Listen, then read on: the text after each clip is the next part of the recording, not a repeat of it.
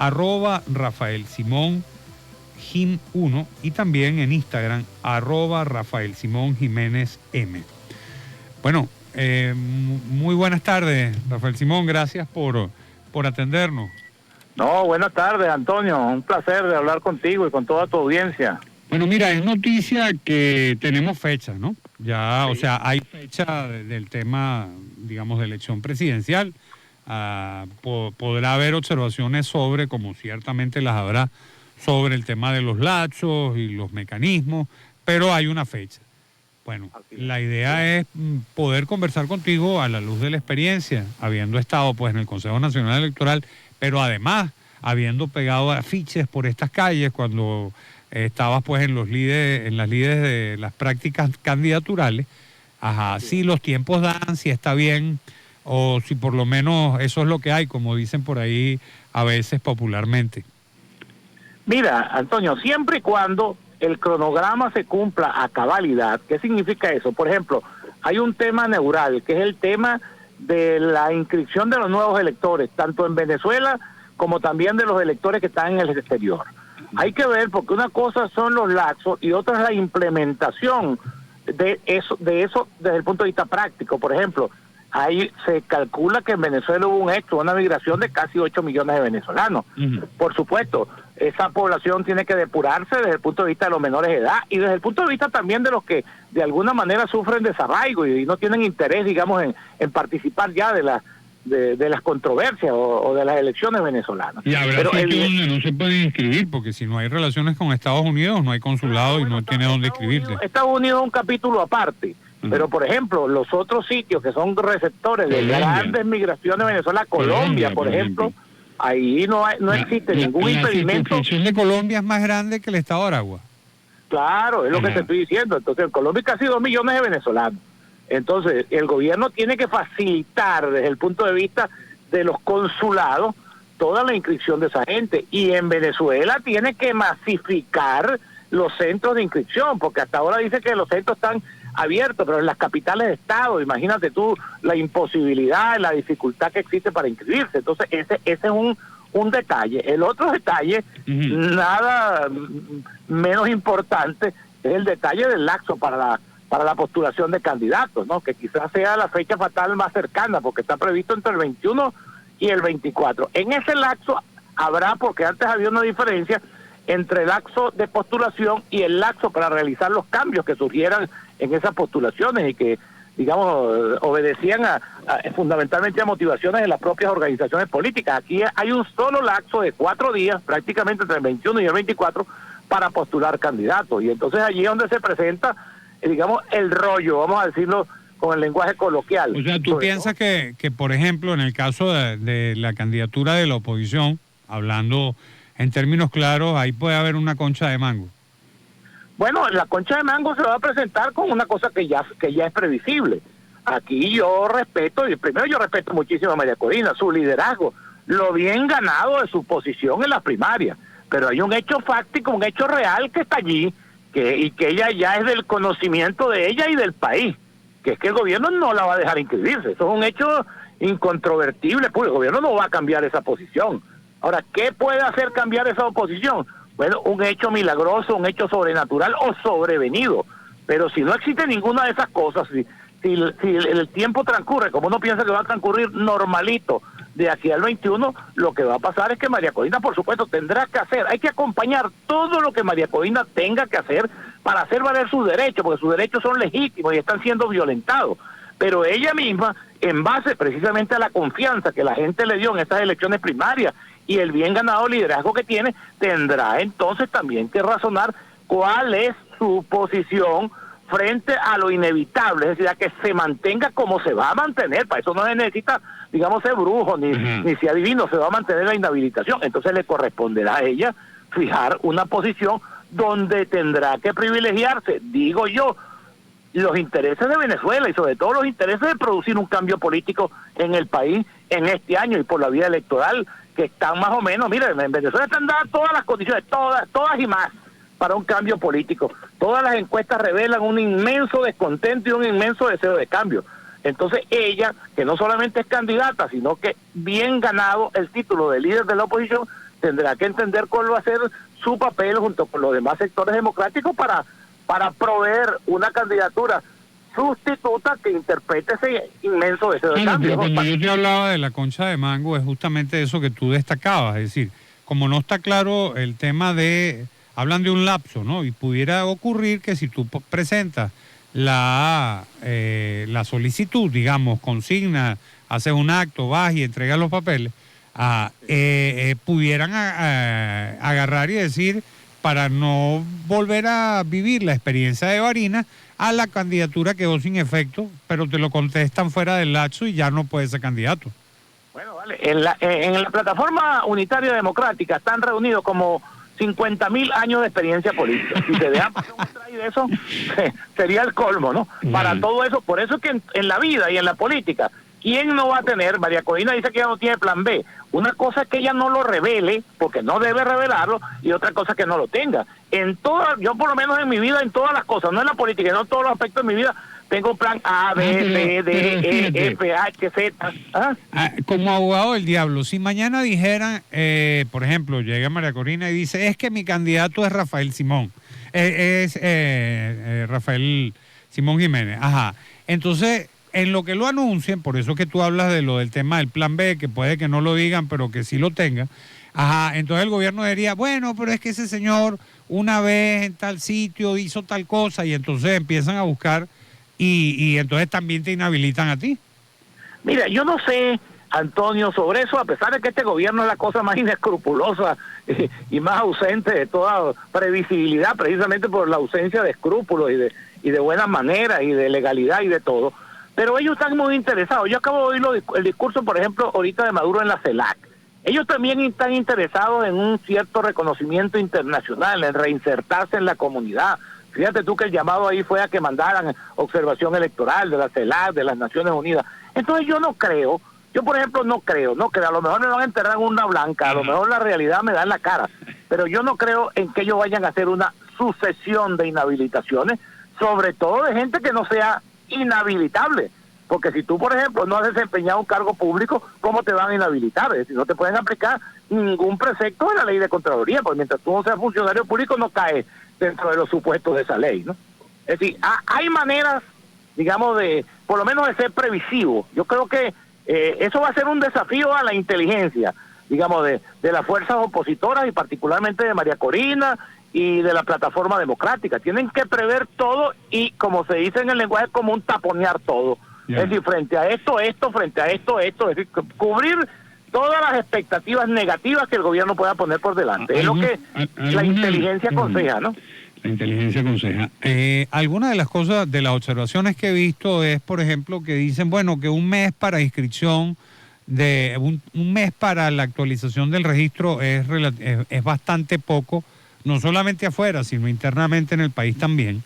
Es una de las cosas que he visto. Y la otra es que dicen que, bueno, que 20 días de campaña es muy poquito. ¿Qué piensa usted?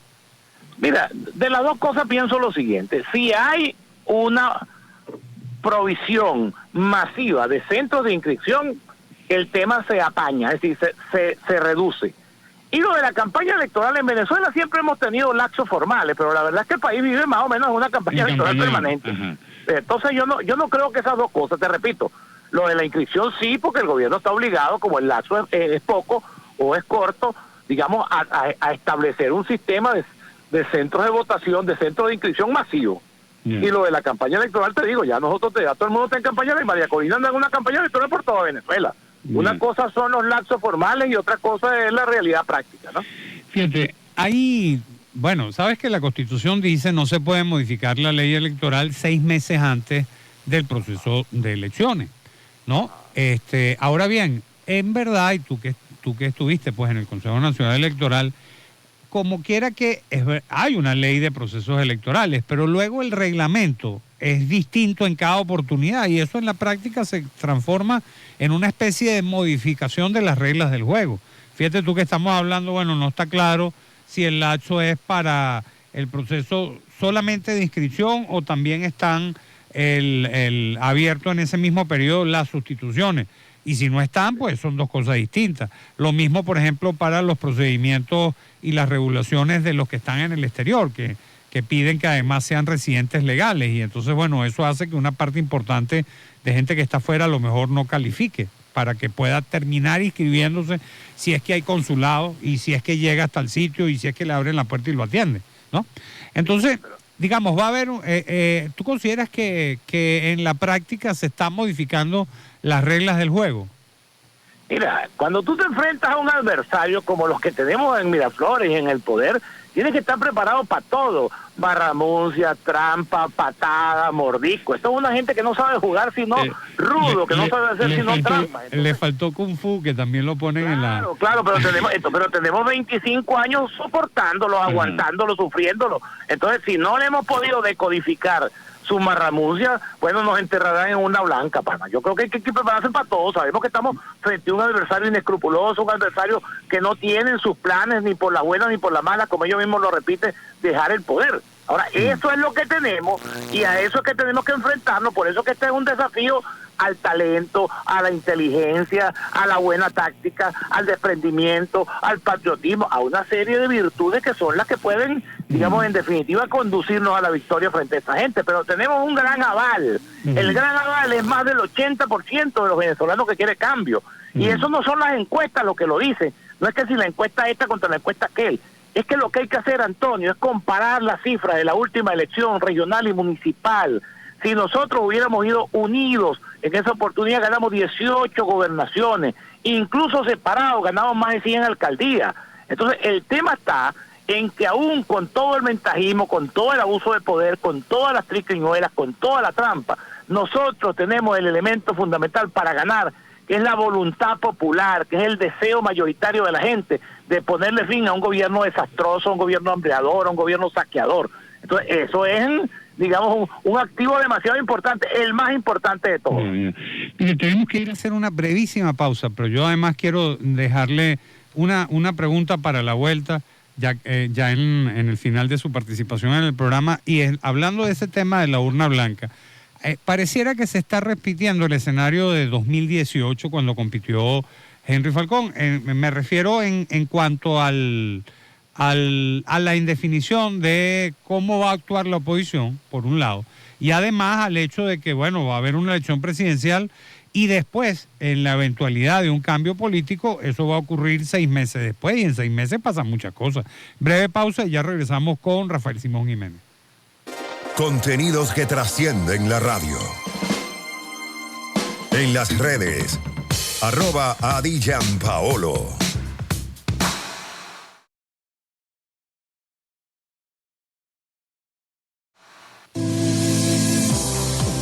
55 minutos de la tarde, seguimos en la conversación, en la última parte del espacio, con Rafael Simón Jiménez, ex vicepresidente del Consejo Nacional Electoral, y bueno, fue rector principal del CNE en el año 2020.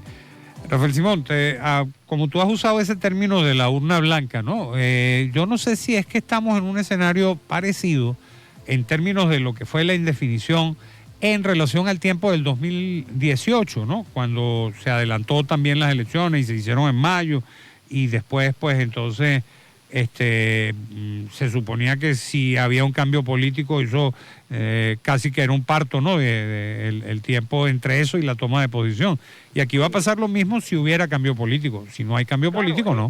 Ajá. Es una fecha absolutamente inconveniente, entre otras cosas por eso. Fíjate tú, yo siempre que acudo a la historia como un método histórico comparativo, digo yo, fíjate tú que la Constitución del 61 prevía que las elecciones fueran en diciembre, y al principio, en los 3 o 4 primeros periodos constitucionales, la transición era hasta el 13 de marzo. Eran solamente 3 meses, pero se consideró una clase política responsable, era demasiado tiempo, y eso en condiciones normales, se nombraban las comisiones de transferencias, se hacía una transición, bueno, en los mejores términos. Ahora imagínate tú lo que es ahora, digamos, hacer 6 meses de una transición en medio además de las dificultades y en medio del gobierno que tenemos, con un presidente, imagínate tú, derrotado y de ida en Miraflores, y un presidente electo que bueno, que está como, vamos a decirlo así, como en el aire, ¿no? Es una cosa, todo eso tiene propósitos deliberados, es lo que te estoy diciendo. Nosotros no nos podemos, ya debemos, después de 25 años, debemos haberle descifrado el juego al gobierno y está preparado para contrarrestar cualquiera de esas marramucias, porque además estamos en los trailers de la película, estamos comprando las cotufas. Ahora es que viene lo bueno. Esa gente va a agotar todo su repertorio de trampa, de vagabundería, de ventajismo, lo va a agotar, lo va a agotar, Antonio. Ellos no están preparados. Hay un problema muy serio en ellos, que es que no están preparados para dejar el poder.